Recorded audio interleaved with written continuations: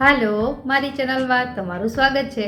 આજે બનાવીશું શિવરાત્રી કે અગિયારસમાં ફરાળમાં ખાઈ શકાય એવી મખાણાની ખીરની રેસીપી। તો ચલો રેસીપી શરૂ કરીએ અને રેસીપી પસંદ આવે તો વિડીયોને લાઈક અને ચેનલને સબસ્ક્રાઈબ કરવાનું ના ભૂલતા। તો મખાણાની ખીર બનાવવા માટે મેં 1 કપ જેટલા મખાણા લીધા છે, જેને આપણે ઘીમાં રોસ્ટ કરવાના છે।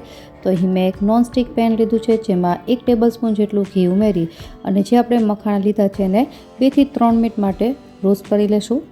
તો 2 થી 3 મિનિટમાં જ મખાણા છે એ રોસ્ટ થઈ જશે। ત્યારબાદ હવે આ મખાણા છે એમાંથી આપણે થોડા મખાણા સાઈડમાં રાખીને બીજા બધા મખાણા છે એક બોલમાં કાઢી લેશું।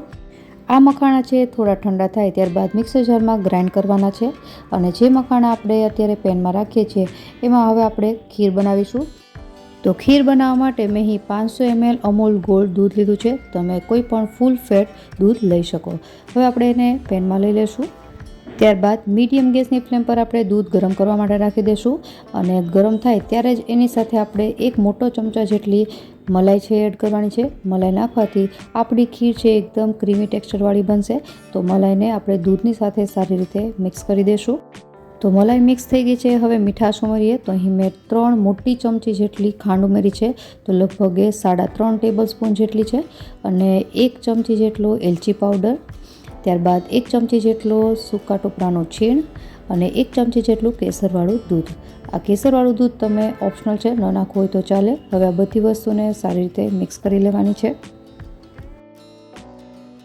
હવે આ દૂધને આપણે મીડિયમ ગેસની ફ્લેમ પર ઉકાળવાનું છે। તો લગભગ 10 મિનિટ થશે ઉકળતા અને 10 મિનિટ થાય એટલે દૂધ છે થોડું રિડ્યુસ થઈ જશે। ત્યારબાદ જે આપણે મખાણા રોસ્ટ કર્યા હતા એને મેં મિક્સર જારમાં ગ્રાઇન્ડ કરી દીધા છે, એને ઉમેરી દઈશું।